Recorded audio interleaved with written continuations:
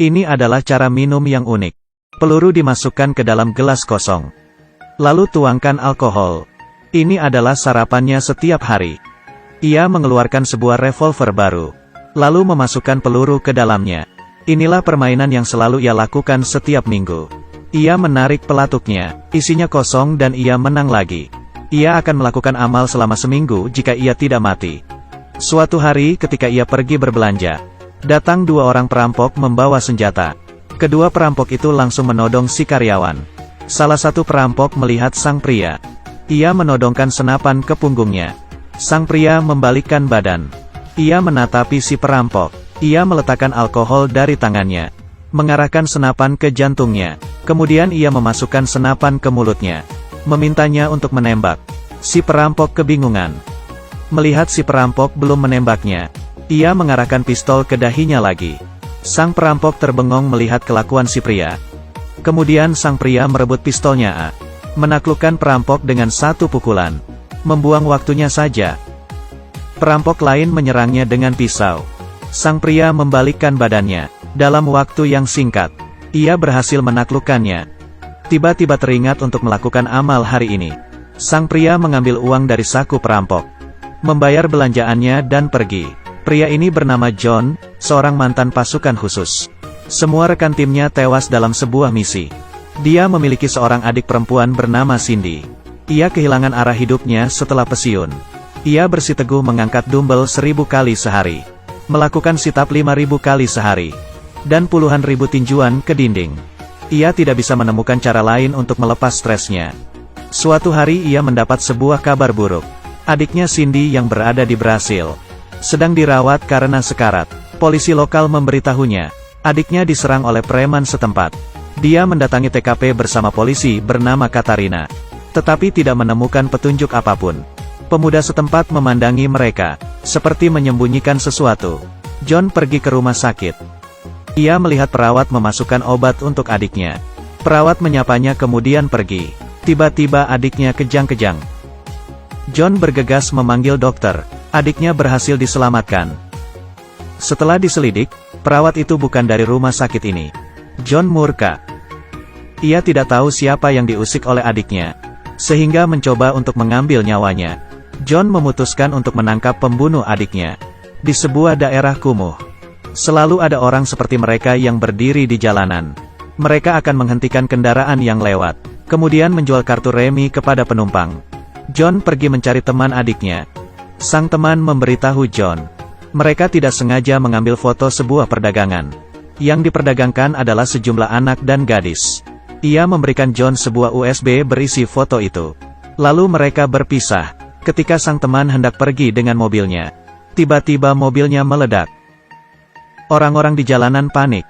John melihat perawat gadungan itu di tengah keramaian. Ia berlari mengejarnya, tetapi wanita itu kabur menggunakan mobil. Dan sekelompok pria bertopeng datang. Mereka mulai menembak secara brutal. Seorang petugas keamanan tertembak mati. John mengambil pistol petugas keamanan. Satu persatu tewas oleh tembakannya. John adalah seorang penembak jitu. Komplotan itu pun kabur. John menemukan sejumlah informasi dari foto di USB. Sebuah nama klub malam. John pergi ke klub mencari pria yang ada di foto ini. Sekeliling klub malam dikawal oleh banyak mafia. John membuntuti target saat ia memasuki kamar mandi. Tapi penjaga tidak membiarkannya lewat. Ia menyingkirkan penjaga itu dengan sebuah tendangan. John berhasil menemukan targetnya. Ia langsung memukulnya. John bertanya tentang adiknya. Pria ini berpura-pura bodoh. Kemudian John memasukkan kepalanya ke dalam tandas dan memukuli berulang kali. Akhirnya pria itu memberitahu John bahwa kopernya berisi data-data sindikat perdagangan gelap. Ia juga memberitahu markas mereka. Kemudian John pergi membawa kopernya. John menemukan bahwa di dalam koper berisi berbagai bukti penyeludupan. Dia dan polisi berpisah jalan. Polisi bertugas untuk menangkap mafia di kampung kumuh. Sedangkan John pergi menuju markas mereka sendirian. Ketika polisi tiba di sana, mereka melihat penjahat sedang menangkap seorang gadis. Penjahat pun mati tertembak oleh polisi. Ketika Tiago tiba, ia berjongkok dan mengambil sebuah senapan, kemudian membunuh rekannya. Ternyata ia telah berkhianat dan dibayar oleh mafia setempat. John tidak tahu apa yang telah terjadi. Di sana ia melihat seorang korban penculikan. Tiba-tiba seseorang menyerangnya dari belakang. Musuh itu tersingkirkan oleh John dengan kopernya. John dihadang oleh komplotan ketika ia hendak pergi. Kemudian terjadilah pertarungan. Dengan koper yang ada di tangannya, John berhasil melumpuhkan semua musuh. Kemudian polisi pun tiba. Mereka mendatangi gudang tempat anak-anak ditahan. Tetapi tidak ada seorang pun. Mereka telah berpindah.